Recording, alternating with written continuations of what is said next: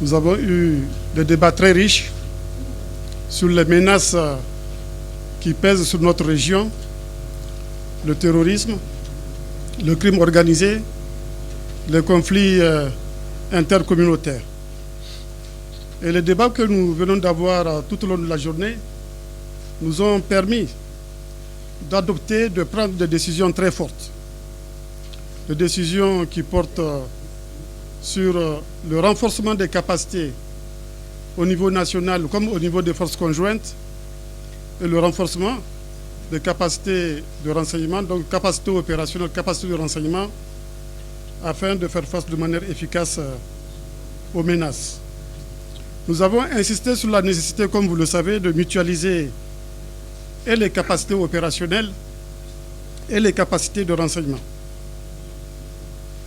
Nous avons décidé également du renforcement de la gestion des contrôles aux frontières, du contrôle des armes et des produits sensibles. Également, la lutte contre le financement du terrorisme a occupé une place centrale dans nos échanges, en particulier la lutte contre le trafic de drogue, la promotion de la communication et du dialogue intercommunautaire a attiré également notre attention.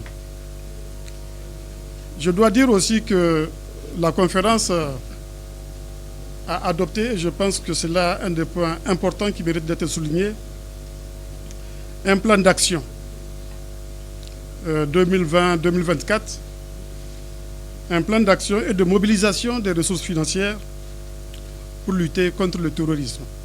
D'ores et déjà, les chefs d'État de la CEDEAO ont décidé de contribuer à hauteur d'1 milliard de dollars à la lutte contre le terrorisme. 1 milliard de dollars des États-Unis.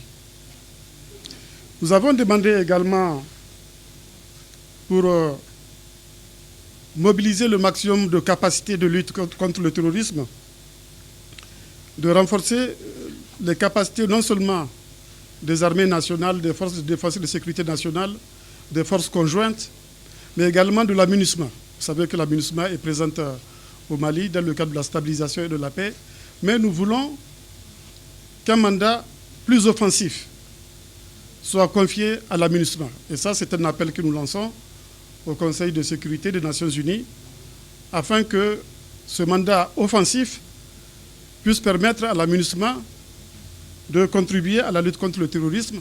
C'est quand même un effectif de 12 000 hommes qui sont à la MINUSMA, ce n'est pas rien.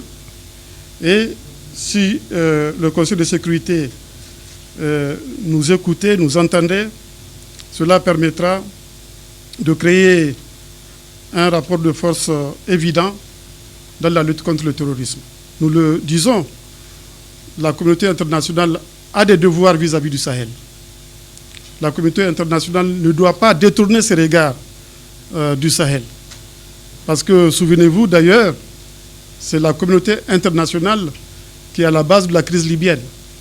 Crise libyenne dont nous subissons les conséquences aussi bien dans le Sahel que dans le bassin du lac Tchad. Donc ce n'est pas maintenant qu'il faut détourner le regard du Sahel et du bassin du lac Tchad.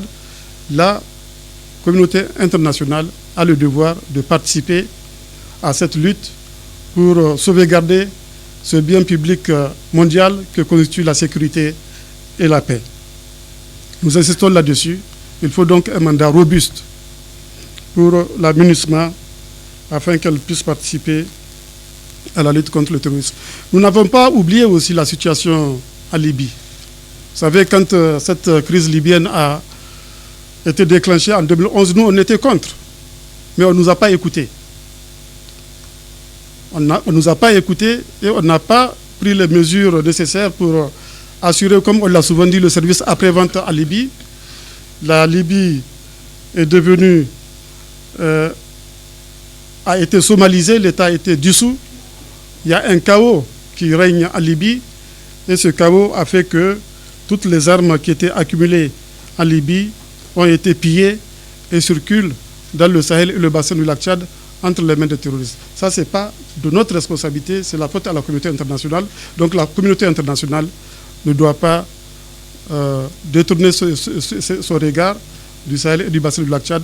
Elle doit assumer ses responsabilités et c'est pour cela que nous demandons sa participation non seulement au financement de la lutte, mais surtout à ce qu'elle dote la MINUSMA d'un mandat offensif.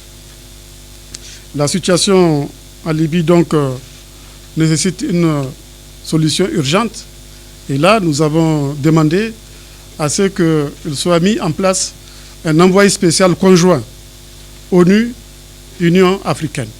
L'Union africaine qui a d'ailleurs fait preuve de son expertise au Soudan récemment en créant les conditions d'un accord entre les différentes parties soudanaises. Et enfin, nous n'avons pas qu'échanger au niveau des solutions militaires. Nous savons qu'à court terme, la lutte contre le terrorisme est militaire, mais à moyen et long terme, c'est le développement économique et social qui permettra de vaincre définitivement le terrorisme. Nous avons eu également à évoquer cela, surtout quand on sait qu'au niveau du G5 Sahel, nous avons un programme d'investissement prioritaire pour les zones frontalières fragiles, soumises aux exactions des terroristes. Et donc, nous lançons un appel là également à la communauté internationale pour qu'elle soutienne les actions de résilience et de développement dans ces zones fragiles.